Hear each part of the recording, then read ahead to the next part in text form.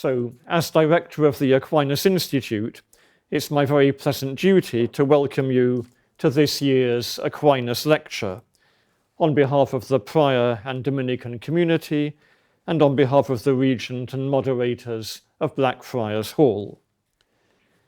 So I'm delighted to welcome as this year's lecturer, Professor Russell Hittinger. He is Senior Fellow in the Lumen Christi Institute and a visiting scholar in the Committee on Social Thought at the University of Chicago. And this semester, he's a visiting professor in the Dominican School of Philosophy and Theology in Berkeley, where he's teaching truth and authority in Augustine's City of God. He has the rare distinction of being a member of two pontifical academies, of St. Thomas Aquinas and of social sciences. He has written many articles and given many important addresses, and his books include Thomas Aquinas and the Rule of Law and The First Grace, Rediscovering Natural Law in a Post-Christian Age. So he's clearly very well qualified indeed to address us on social thought. The title he has chosen is Tradition or Pottage? Reflections on Catholic Social Doctrine. We welcome Professor Hittinger. Well, thank you to the Aquinas Institute and Father Richard. It's my pleasure to be here on the eve of the 800th anniversary of the Blackfriars here. So, my title is Tradition or Esau's Pottage? Reflections on Catholic Social Teaching. Esau's pottage, of course, from Genesis 25, where Esau, in his distraction, sells his birthright for a bowl of beans. But I'm not going to explain why I gave this title until the end. This paper is a stripped-down version that is without all of the details and arguments, the last chapter of a book I have coming out on Catholic University Press this coming fall. Pius XI is the first pope to speak of a social doctrine as a unified set of teachings developing by way of clarity and application. In Quadragesimo Anno, Pius said, he inherited a doctrine handed down since the time of Leo XIII. Even in the mature decades of the modern tradition, mature decades are at the beginning, so far as I can tell, 1878 until World War II. The diversity of doctrinal contexts and historical accidents made it difficult to give a completely orderly exposition of the subject matter of Catholic social teaching. But once upon a time, the task of seeing it as a whole, as well as isolating its chief doctrinal elements, was easier. Three reasons. First, just as a tradition, it had only been handed down once to Pius XI and to his chief associate, Pius XII, both of whom were students of Leo. Pius XII was ordained in the 1890s, so they knew each other, but it was only handed down once. Pius himself reprised three of Leo's most important social encyclicals. Leo's Annum Sacrum, for the Jubilee of 1900. By the way, Pius XII was ordained on that day. That becomes Quas Primas under Pius XI, 1925. Leo's Arcanum Divinae, early 1880s, on Christian marriage becomes Casti Connubii for Pius, and Leo's Rerum Novarum becomes Quadragesimo Anno. It was very easy to keep track of what was going on. The second thing that made it easier was there were only a few pontifical themes. Chiefly, the freedom of the church and its manifold social institutions, especially sacramental marriage, family, and what was maybe the most important issue for about 50 years, schools. If you just track encyclicals and statements on schools, you could learn in a way the whole thing. And also the dignity of human labor, of course, and issues of justice and charity that ensue upon economic relations. And finally, its critique of liberalism. Only late does totalitarianism start to come into this. Liberalism, that is the idea that the origin of societies and of human authority arise from and are reducible back to commercial-like contracts. Third reason, they all had neo-scholastic training. The popes, their advisors, and many of the recipients of social encyclicals had access to a common philosophical infrastructure. They could elucidate and understand one encyclical in relation to the others. It's worth remembering that before 1963, these pontifical documents were not addressed to all men of goodwill. They were addressed to bishops or to certain sectors of the church. In any case, they didn't hesitate to use scholastic terminology when they saw fit. They weren't worried about being over the head of their readers. Those three reasons. But warning signs began to emerge post-1945. Warning signs about what? Well, the coherence of the tradition and its doctrinal elements. For example, Pius XII issued no social encyclical from 1940 until his death in 1958. And if there ever was a time you could have anticipated social encyclicals, it was during that decade and a half. Crucial and formative years. The war, the rebuilding of Western Europe, the crucial role of Catholic and Christian political parties in Europe, the Cold War, and perhaps the most important of all, the beginning of global decolonization during these years. But the scale and complexity of the situation made him hesitate. He had very, very many big ideas, but he only gave small talks, which were immediately bound in volumes and circulated everywhere as though they were kind of crypto encyclicals. But the first warning sign is Pius XII, who was as well prepared to write social encyclicals as any pope, didn't do it for about 20 years. Then John the 23rd, who adopted a new method to all men of goodwill, right, with pacem in terris, reading signs of times rather than rendering verdicts or clarifying moral principles on disputed issues. And this global reach became even more apparent in Paul VI, Populorum Progressio, 1967, on development. I am old enough to remember that because I'd already graduated from high school, in which in church people would say, "May the development be with you." Right? But it's a very important encyclical, and it becomes a new warning sign. It was the first encyclical to cite contemporary theological opinion in contemporaneous books and journals. But it is also the first in this line of encyclicals to make no citations and to give no quotations from the medieval or Baroque era scholastics. Thomas Aquinas is completely missing. There's not even an offhand reference in Populorum Progressio. Some people speculate that he felt so burned by the reception of Humanae Vitae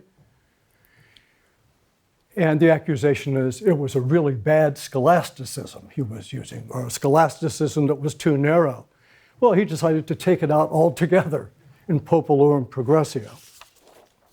It's also the first social encyclical to run up against the liberation theologians, who were already crafting what became known as the Dependency Theory. That is, that first world notions of development contained unexamined ideologies of progress that have unintended bad consequences in the global south. He was very disappointed by that reception, Paul VI was. And 4 years later, in 1971, he seems to have had second thoughts about comprehending and unifying so many diverse social questions in so many theaters of the world. He worried that the social message was becoming swollen like a piñata.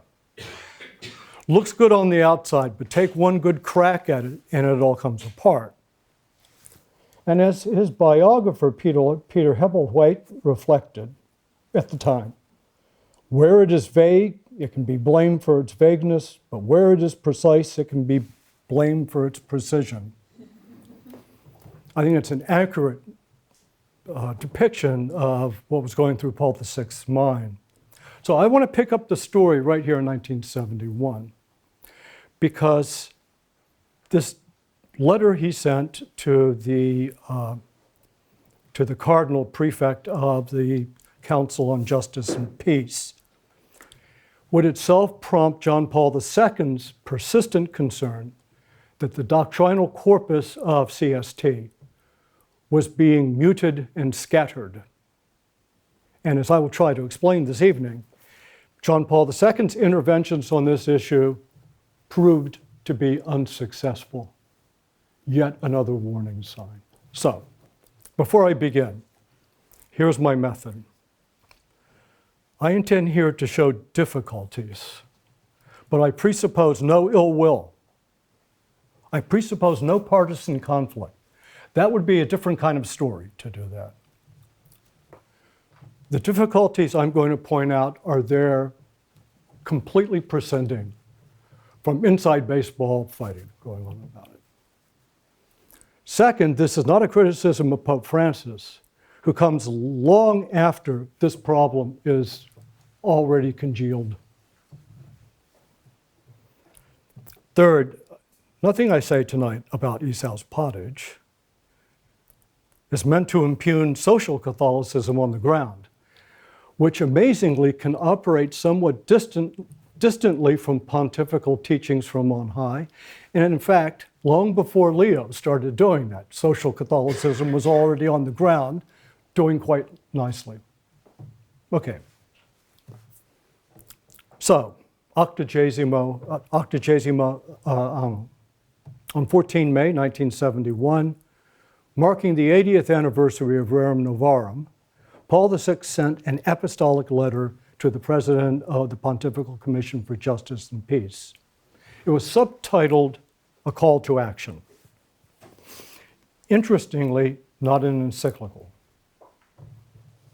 An apostolic letter which is typically not used for dogmatic definitions, but to give counsel to the church on points of doctrine that require deeper explanation in light of particular circumstances.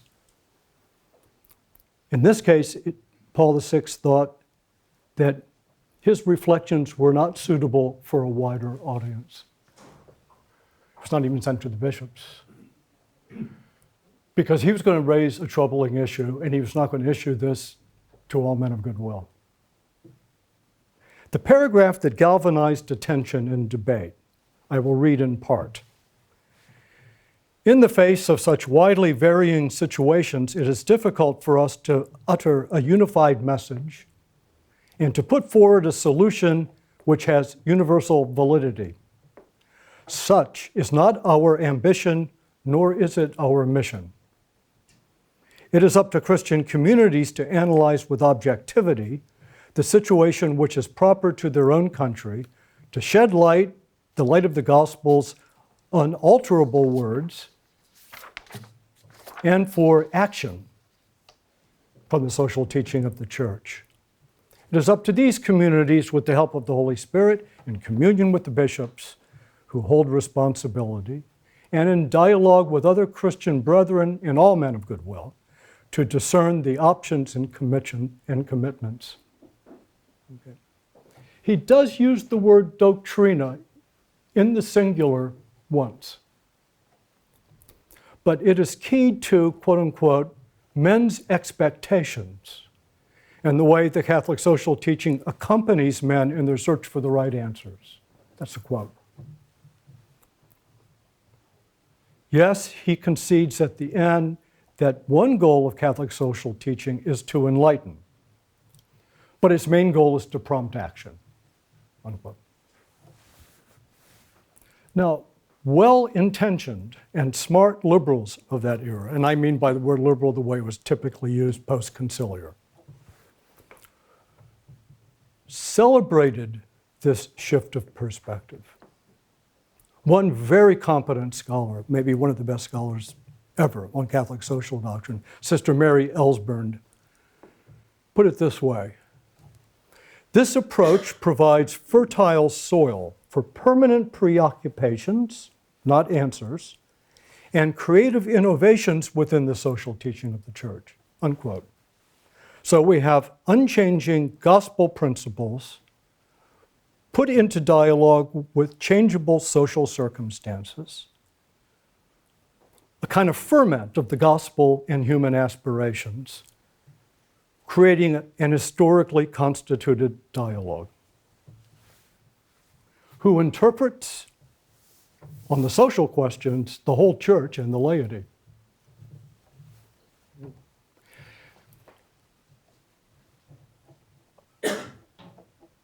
Octogesima is not spoken of very much today compared to the 70s and the 80s, but it was a very serious moment in this tradition. It was kind of the original of that old line, mater si, magistra no, that the church will act like a mother, and it will gently guide, and it will encourage, but don't expect us to lay out detailed plans.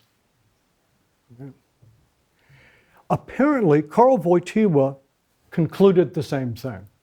This is one of these rare moments in which people on different sides of different debates in the church see exactly the same thing. And from the very outset, in Laborem Exerciens, 1981, his first social encyclical, he wrote, furthermore, in this doctrine, attention to the question goes back much further than the last 90 years. In fact, the Church's social teaching finds its source in sacred scripture, beginning with the book of Genesis, and especially in the gospel and writings of the apostles. So we needn't be hampered by tracing this back to 1878. It goes all the way back. And he continues, in the course of the decades, since the publication of the encyclical Rerum Novarum, the Church's teaching has always recalled all of these principles, going back to the arguments formulated in a much older tradition, for example, the well-known arguments of the Summa Theologiae of St. Thomas Aquinas. Thus, right out of the gate, John Paul II wants to emphasize continuity, especially regarding the principles drawn from revelation and philosophy. He at least mutes the notion that doctrine is merely discernment within the present socio-cultural economic horizon. He worried that unattended, Octogesima would drift into what Pope Benedict later called two typologies of Catholic social teaching: a preconciliar paradigm and a postconciliar paradigm. Again, in Solicitudo Rei Socialis, 1987, marking the anniversary of Populorum Progressio, quote, the Church's social doctrine therefore belongs to the field not of ideology, but of theology, in particular moral theology. By the way, footnote, by then, Père Chenu had written his book on social teaching as ideology,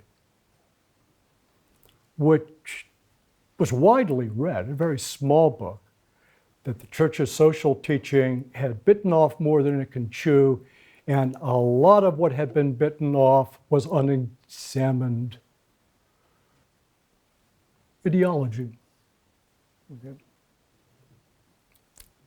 Wojtyła had read it. Then again, in 1993, Veritatis Splendor.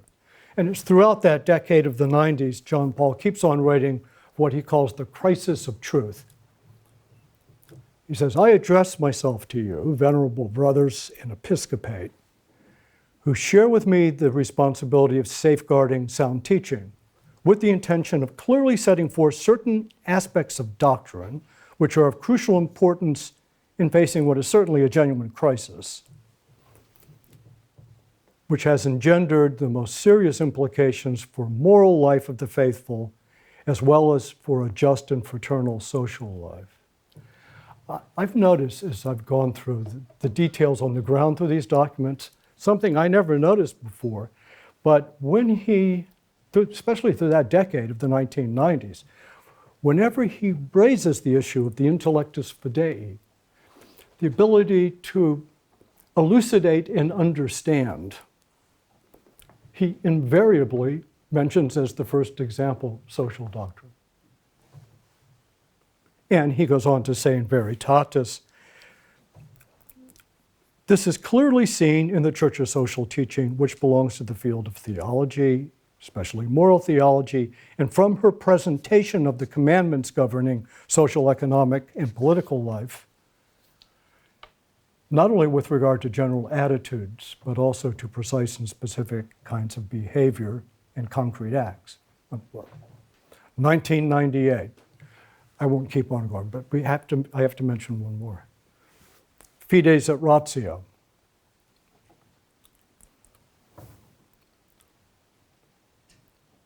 Truth demands of moral theology a careful inquiry, rooted unambiguously in the Word of God. In order to fulfill its mission, moral theology must turn to a philosophical ethics, which looks to the truth of the good, drawing on this organic vision, linked necessarily to Christian holiness and the practice of human and supernatural virtues. Moral theology will be able to tackle peace, social justice, the family, defense of life, and the natural environment in the more appropriate and effective way.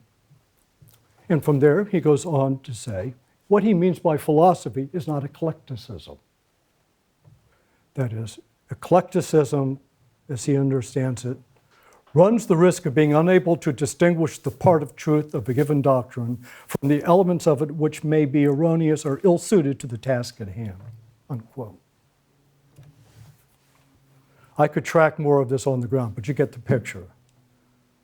And so, a few months after Fides et Ratio, he issues a document, which becomes the big warning sign, entitled Ecclesia in America. It was after one of the Roman synods. He says, to this end, it would be very useful to have a compendium or approved synthesis of Catholic social doctrine. Such a synthesis would only formulate general principles, leaving their application to further treatment of the specific issues bound up with different local situations.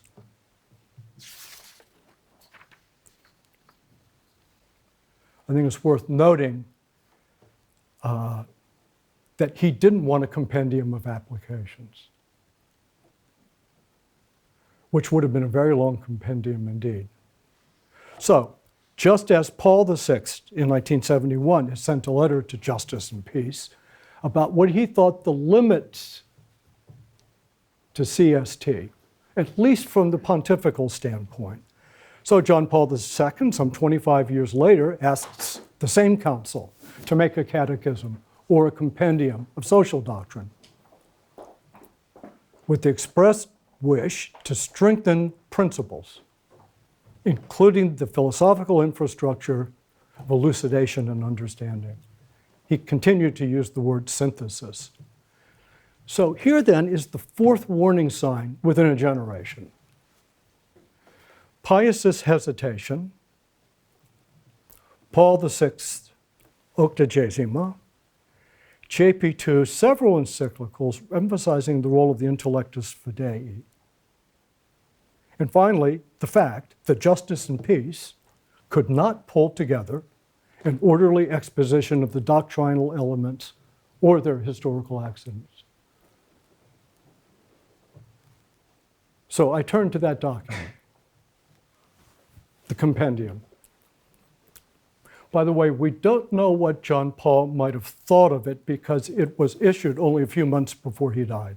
And I don't think John Paul was reading drafts of this at that period of time. On October 25, 2004, Cardinal Martino, president of the Pontifical Council of Justice and Peace, presented the Compendium, the Social Doctrine of the Church. 5 years of painstaking work, including a topical index of 150 pages. I'm almost sure they wrote a topical index before the Compendium itself was done.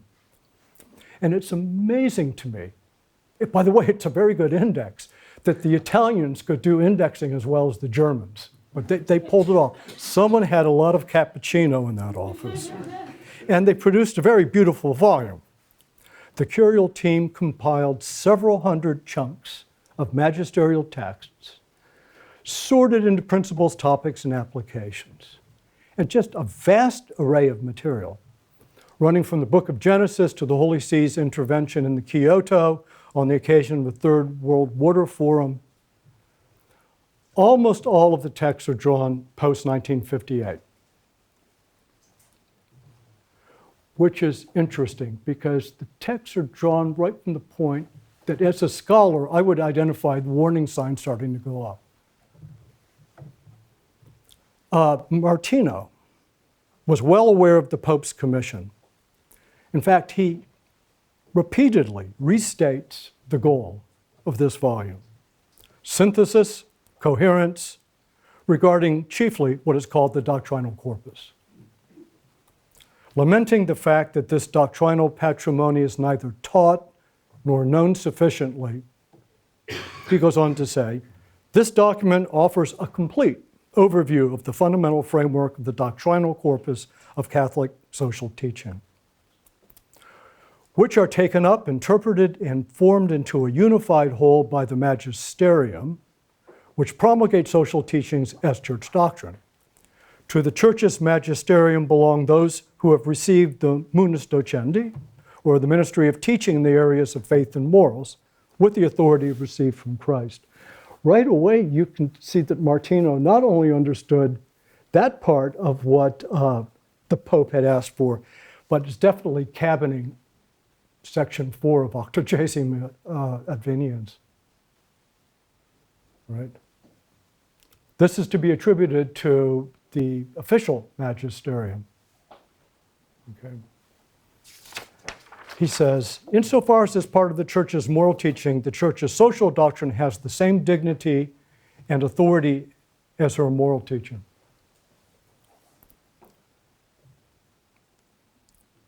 Now, that said, the problem, there is no argument, no philosophical synthesis, no historical narrative. You could read it backwards. I'm not sure with any loss of meaning. You could read it backwards. It was apparently designed not to be read either forwards or backwards, but to induce the reader to go to the index and pick what they wanted. There's no vector at all. It's a completely flat scheme. And what's very annoying, no hint of a single complication of any sort. That it's complete continuity in all directions.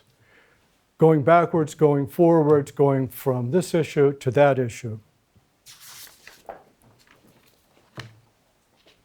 I thought to myself, this enormous compilation without philosophical or historical vectors represents a tradition that's either sublimely confident in itself or a tradition that's so overwhelmed by the diversity of principles, applications, and pontifical themes that it can only give account by way of just juxtaposing chunks of magisterial text.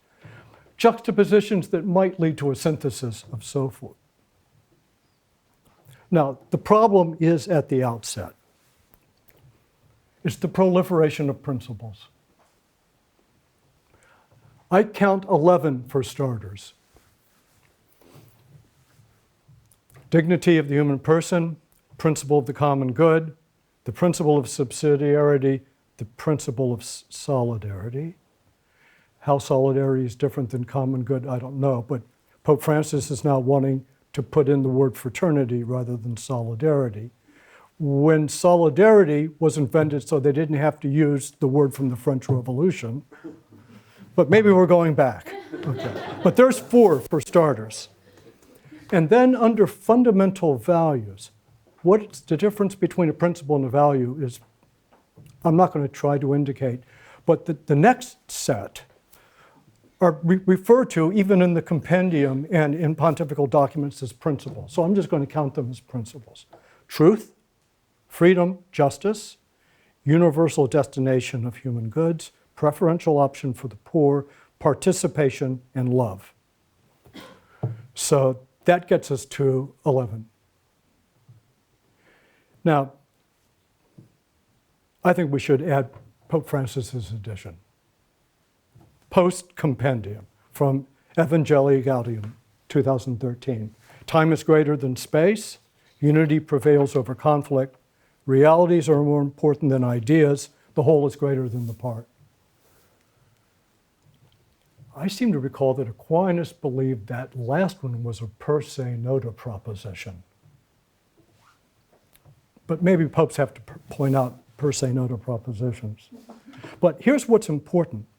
This list, which now can include at least 15 principles, is totally post-Octogesima, Albanians.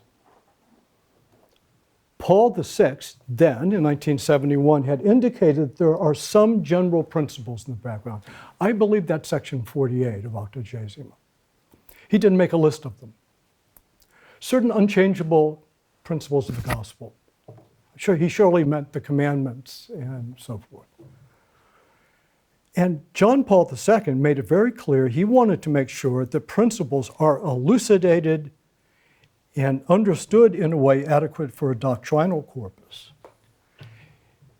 And I guess it's just the Roman way, maybe the Italian way, right? There are principles, so let's make more of them. Just when 2 popes back to back had reason to slow down, and good reasons to slow down. Paul VI had good reasons, and JP2 did as well. We have a confetti of principles. Many of them, and here's where if I gave a different paper, I'd just go through arguments about every one of them, but there are redundancies, semi-equivalences, equivocations, and there is no philosophical structure or even the depiction of one in the compendium. There is one note that the fact that social teaching is under moral theology doesn't mean it runs without philosophy. But that's never used to illuminate anything else in the compendium. There's not even the first stirrings of philosophy. A carefully crafted definition moving toward a dialectic, much less a synthesis of anything. I'm going to give a couple of examples. Justice. Quote from the Compendium. The Church's social magisterium constantly calls for the most classical forms of justice to be respected. Commutative, distributive, and legal justice. Ever greater importance has been given to social justice, which represents a real development in general justice, the justice that regulates social relationships according to the criterion of observance of the law, unquote. So there are about 4,000 words devoted to the Kyoto Third World Water Treaty, 4,000. There are less than 100 to justice. And it's never defined what they are. So what is commutative justice? What is distributive? I mean, how do they differ? This was a real development, social justice of general justice, but what is general justice? And this seems like a very important point, since questions or issues of justice surface constantly. Who owes what to whom in commutative, distributive, or social justice? I don't think anyone who doesn't already know would have a clue to what the paradigm is. Is the principle of redistribution something different than distributive justice? And how might either of them differ from social justice? And you finally reach a passage in which it's stated, a large part of the church's social teaching is solicited and determined by important social questions to which social justice is the proper answer.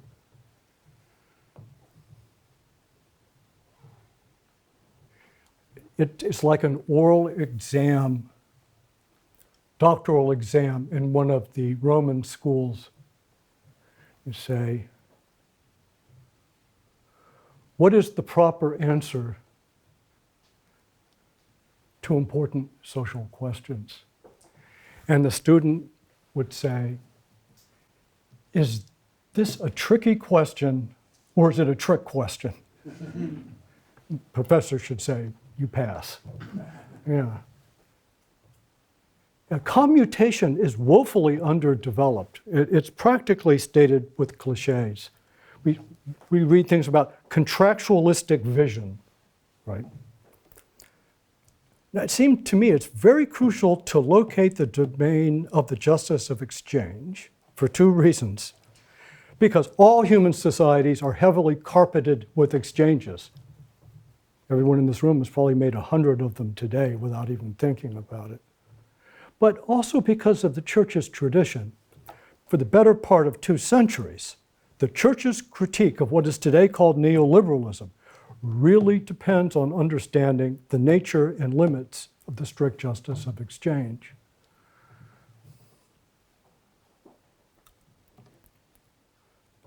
I would conclude from reading the text in the Compendium that social justice, distributive justice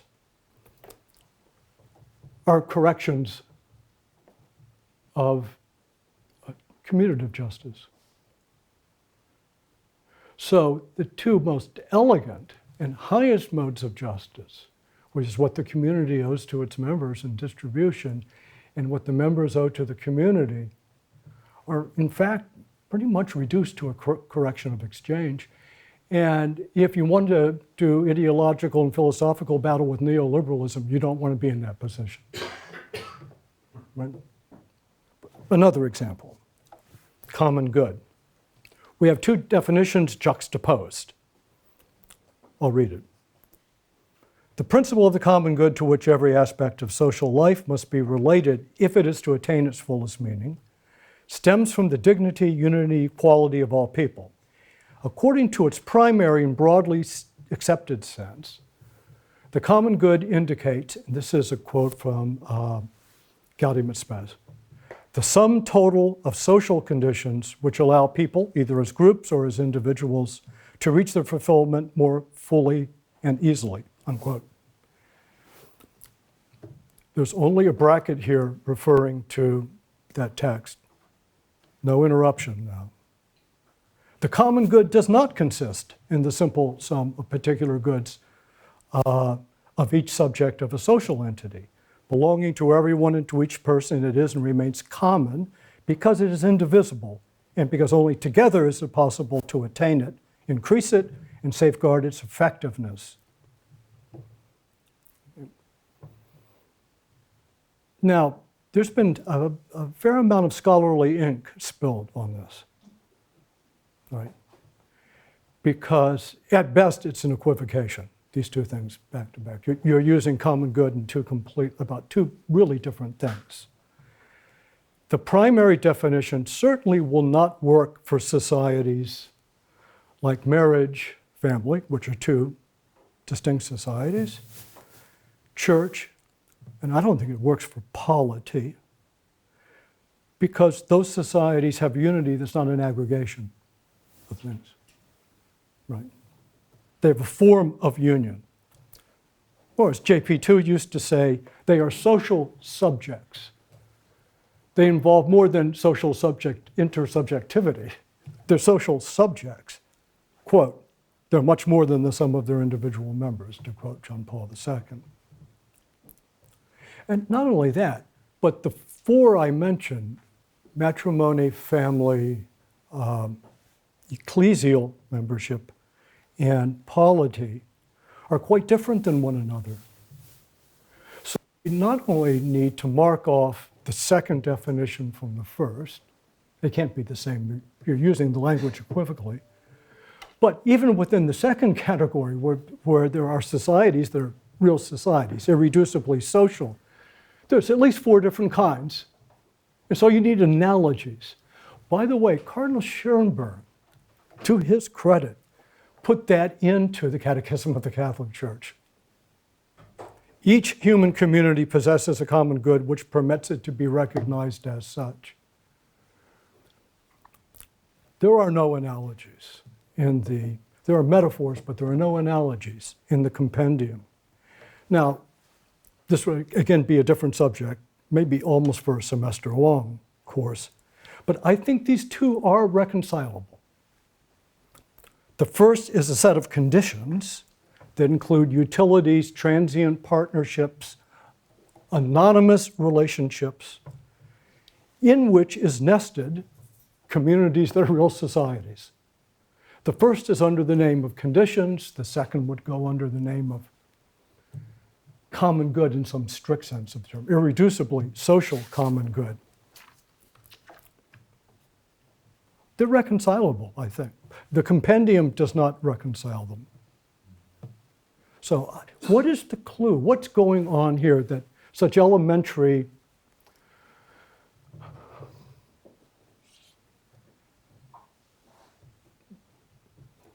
this is even shaggier than an undergraduate paper. Okay. What's going on? And I think I have a clue. And it's not just the Compendium. The Compendium is a symptom of it. That is the default position of the noun, society, and of the adjective social. It's always defaulting to the entirety. To the entirety. So, right out of the Compendium, these are principles of a general and fundamental character since they concern the reality of society in its entirety. Well, to use society in that sense is everywhere. Everywhere there are going to be conditions. We want clean water, we want justice of exchange, these are all necessary in some way or another. Gaudium et Spes simply says the entire human race. So these terms, society, community, communion, are just used interchangeably. And it's not just in the Compendium. I think you will find it throughout Roman documents, even in the 1983 Code of Canon Law. And the canon lawyers are usually the kind of people who would split every hair to make another distinction, right? But these terms are just used interchangeably. And it's at least an awkward way of proceeding, and it can lead to great conceptual confusion. I'll give one example before moving. In Caritas in Veritate, Pope Benedict XVI,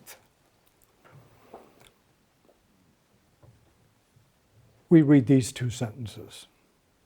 Another important consideration is the common good. To love someone is to desire that person's good and to take effective steps to secure it. Besides the good of the individual, there is a good that is linked to living in society, the common good. It's the good of all of us, made up as individuals, families, intermediate groups. So we already know they're putting enough social facts into that that you'd never be able to describe a family, right? Your motorcycle glove inside of a family and so. It is a good that is sought not for its own sake, but for the people who belong to the social community who can really and effectively pursue their good within it, unquote. Now, it's very clear that Benedict's encyclical is using as a model the first definition of common good that's in the Compendium. By the way, I have further evidence they were just reading the Compendium. I don't even think they're reading Gaudium et Spes. So on the set of conditions, ensemble of conditions, or society in its entirety, of course, it would make some sense to say, not loved for its own sake.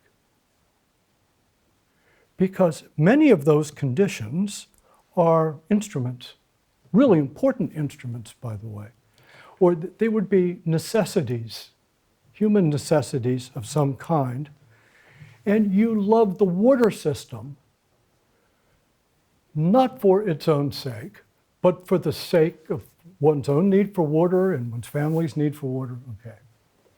I think that's where it's going. But I did a search, fallible search, but I could not find not for its own sake in any pontifical document.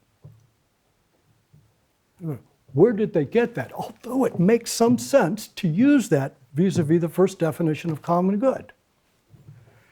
And I found it. It's in the Compendium of Catholic Social Teaching. Section 170. I think Benedict's team, I'm not going to blame this on the Holy Father Emeritus, but someone on that team was thumbing through the Compendium. And in 164, section 164, the two definitions of common good, in 170, not for its own sake. And they just fused them, another fusion of things. But if you actually look at number 170, beyond the first 5 words, they're not talking about an instrument at all. It's actually citing Centesimus Annus, section 41, where the Pope criticizes Marxism for its doctrine that alienation can be repaired only by a this-worldly collective, and therefore closes the human ordination to a true society that's not an aggregate, and the ordination to a transcendent divine good. So what they were citing meant just the opposite of what they thought it was.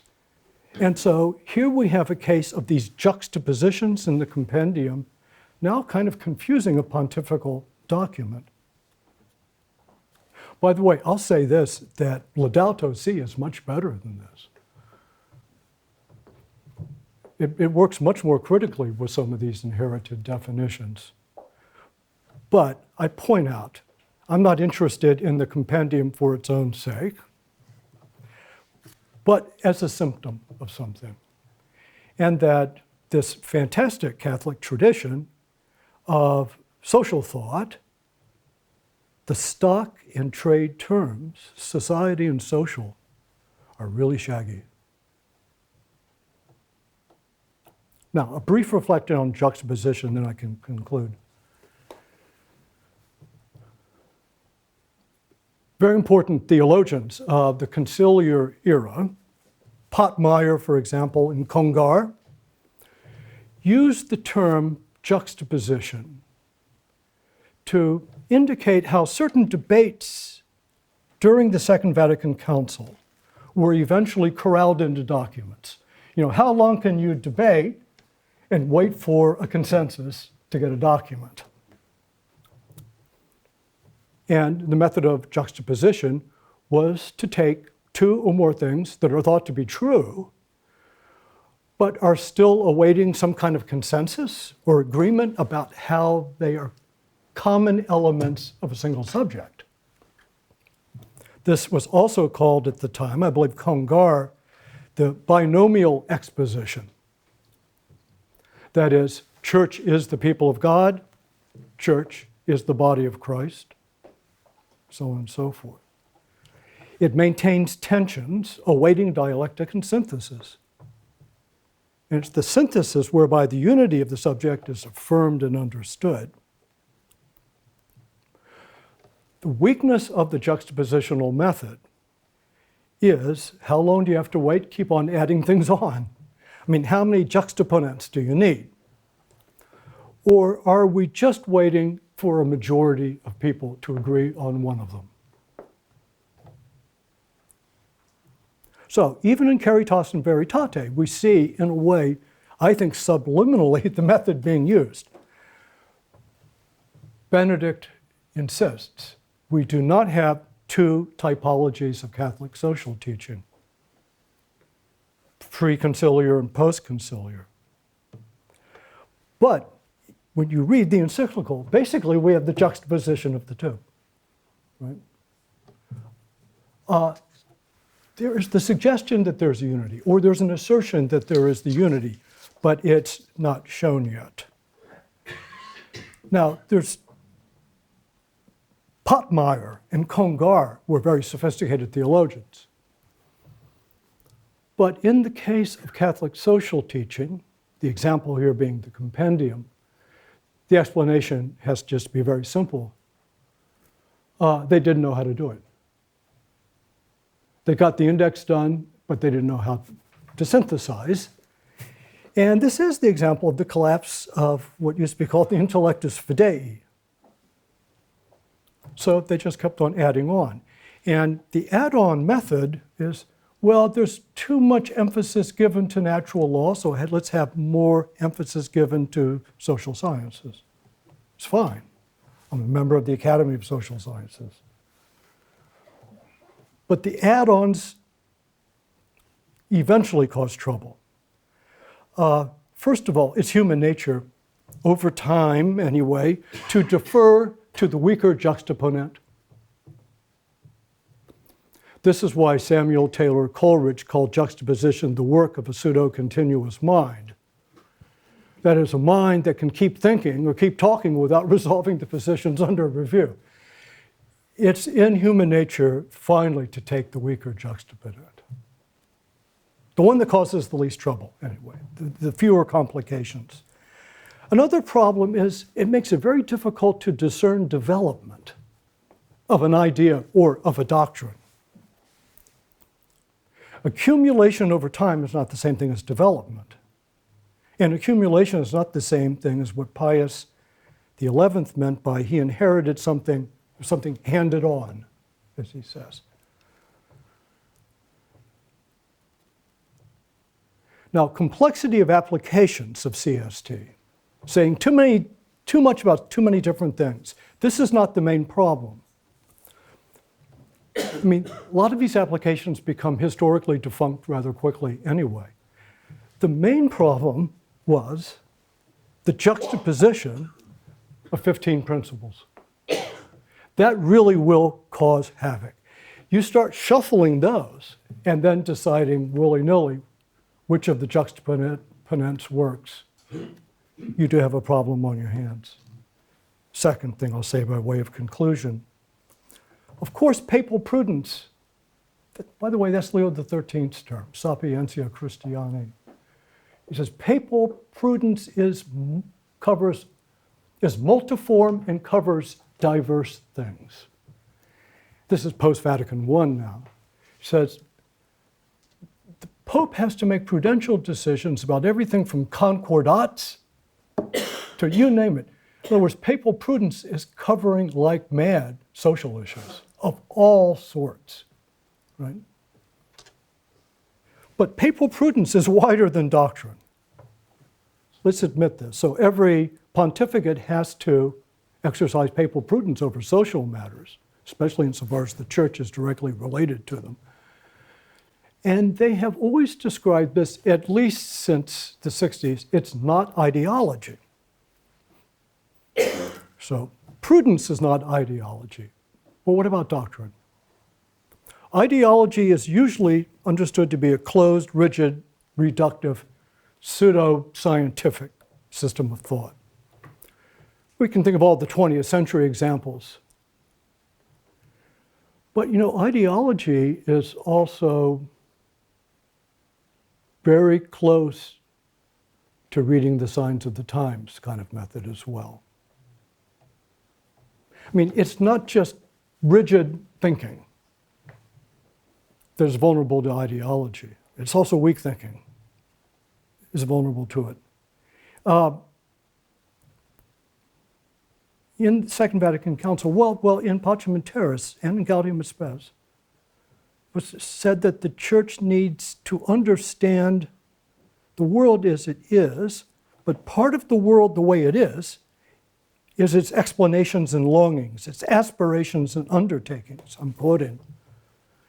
And among these are the world's philosophies and ideologies, which in particular cases might be incomplete, misleading, or even false. But still others are splendidly true.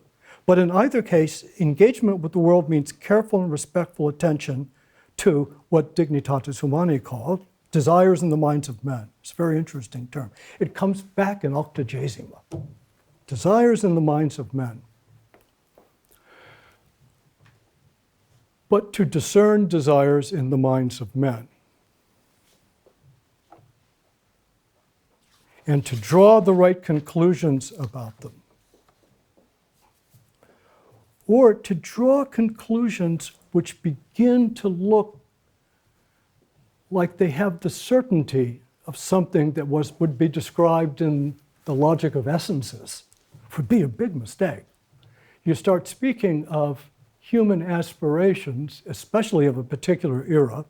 You've not only opened up yourself that it's obsolete 20 years later, but they're contingent. And to put them in terms of doctrine is bound to cause disappointment and skepticism. Disappointment and skepticism flows from this. Just as in the older regime, to put so many things in terms of natural law. Right, so you have a natural law argument about virtually any kind of conduct. It leads to disappointment and skepticism. Last point. Remember that social doctrine now sits in the basement of moral theology.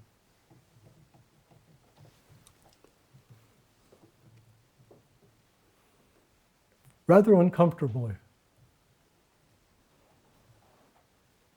I don't think John Paul II ever had a reasonable hope of making this rummage in the basement as clear as moral theology, such as in Veritatis Splendor, where there are still enough people around to even disagree about what is the object of the act. What's the material object? What's the formal object? What is conscience? How does it differ from this and that? Moral theology still had immediate access to its philosophical infrastructure. And I think it still does. You know, one sentence in the synodal document written by Pope Francis on Mores Laetitiae, one sentence, it was not even a complete sentence, it was a footnote. There were 200 people online with some degree of education arguing about it. Like in moral theology, there's still some premium put upon definition, argument, conclusions.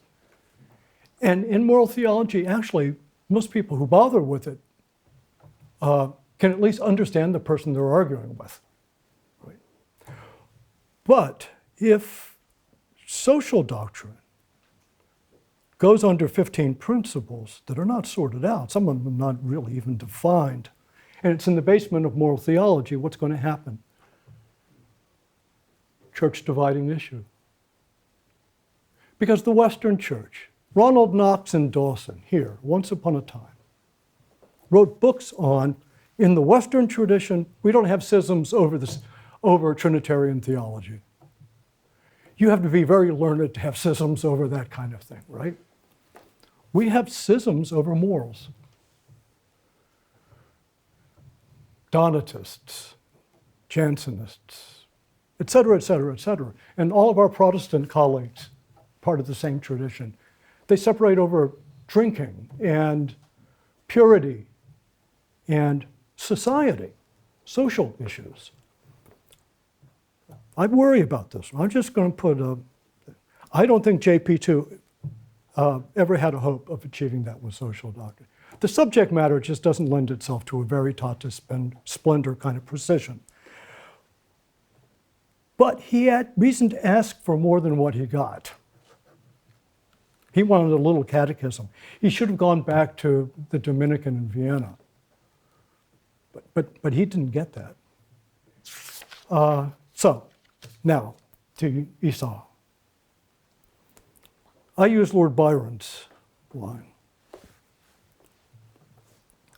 Esau, thou soldest thy birthright for a mess. Thou shouldst gotten more or eaten less. Pius XII and his protege, Paul VI, perhaps teach less. John Paul II asked for more. But I just ended with a juxtaposition. That's where I should end this. Thank you.